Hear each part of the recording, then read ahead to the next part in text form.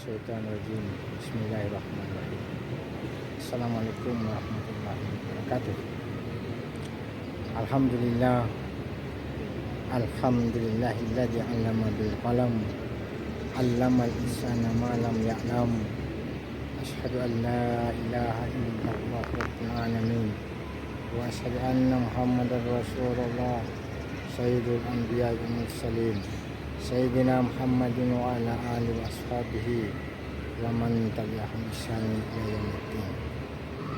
Pemirsa yang insyaallah dirahmati dan dicintai oleh Allah Subhanahu wa taala, kembali jumpa bersama saya dalam channel YouTube Abdullah Bijak.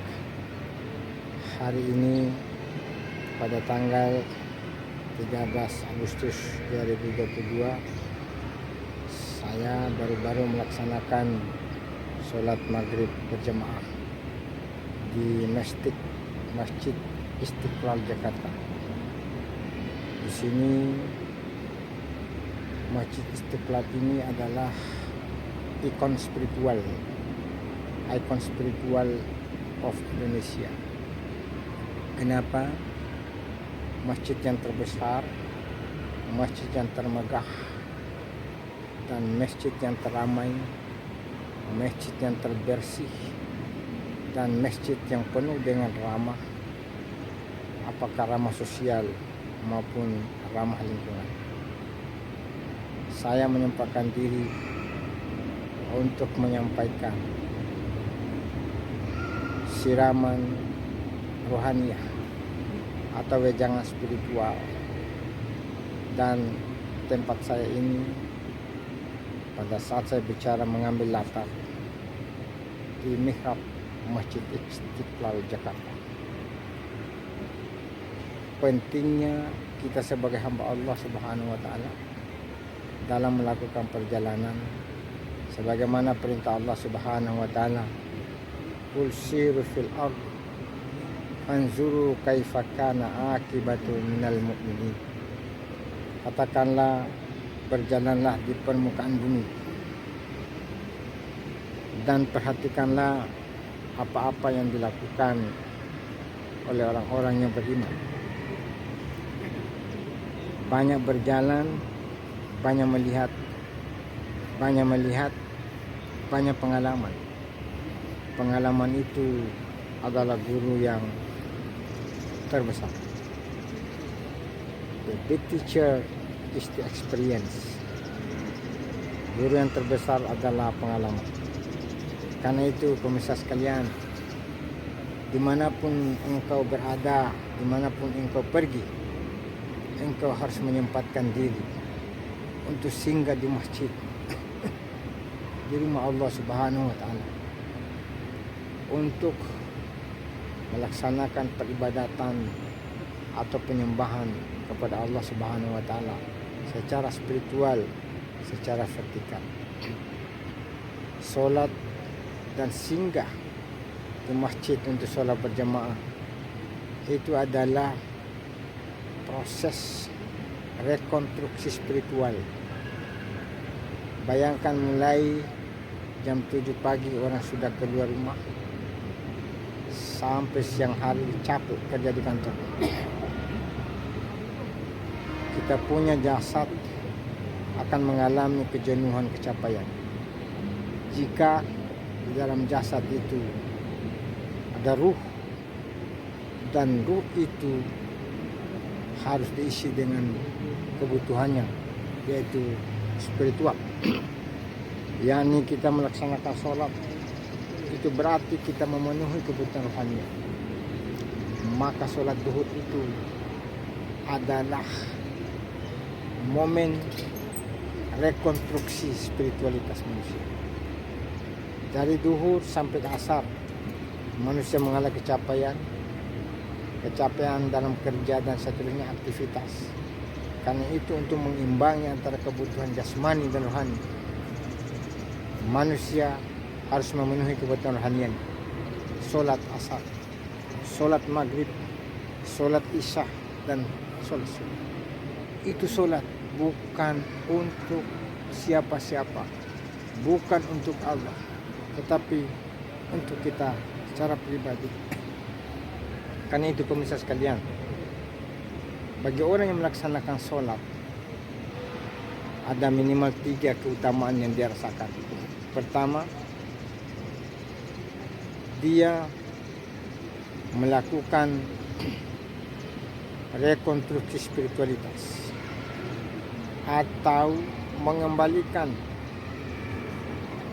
perasaan keyakinan secara primordial. Karena pada saat itu orang yang melaksanakan sholat sekarang wujud daripada perintah terhadap firman Allah Subhanahu wa taala, wa idza hadara rabbuka min bani adam min zuhurihim dzurriyyatahum wa ashhadahum ala anfusihim alastu bi rabbikum qalu bala sa'idna. Akhir daripada ayat Al-Quran surat Al-Araf ini, Allah bertanya kepada kita, apakah aku ini adalah Tuhanmu? Kita semua menjawab, ya Allah, Anta Allah, Engkau adalah Tuhan, Engkau Gustiku, Engkau Kerayanku, Engkau Puangku. Alastu bi rabbikum qalu bala sahidna. Dan kami bersaksi Engkau adalah Allah. Bukti kesaksian kita secara primordial adalah melaksanakan sholat. Jadi orang-orang yang tidak melaksanakan sholat, ketika muazzin mengumandangkan azan, maka itu sebenarnya orang mengalami suatu kesakitan spiritual atau penyakit jiwa. Sigmund Freud mengatakan bahwa orang yang tidak menjalankan perintah agama adalah orang yang lupa terhadap perjanjian primordial. Waktu di dalam rahim ibu di usia 120 hari ketika Allah meniupkan ruh ke dalam diri. Atau orang yang tidak melaksanakan amanah Tuhan agama, itu adalah orang lupa. Atau boleh jadi dia belum mendapat pengetahuan atau petunjuk. Karena itu pemirsa sekalian, dimanapun engkau berada, kapanpun kamu berada, ketika di masjid ada muazzin mengumandangkan azan, memanggil kita untuk melaksanakan solat, hayalas solah, hayalal falah, hayalah khairul amal, maka bersegeralah engkau untuk memenuhi panggilan itu. Karena panggilan itu adalah panggilan keabadian, panggilan secara spiritual. Bila kita mengabaikan panggilan itu berarti kita telah menantang nikmat Tuhan.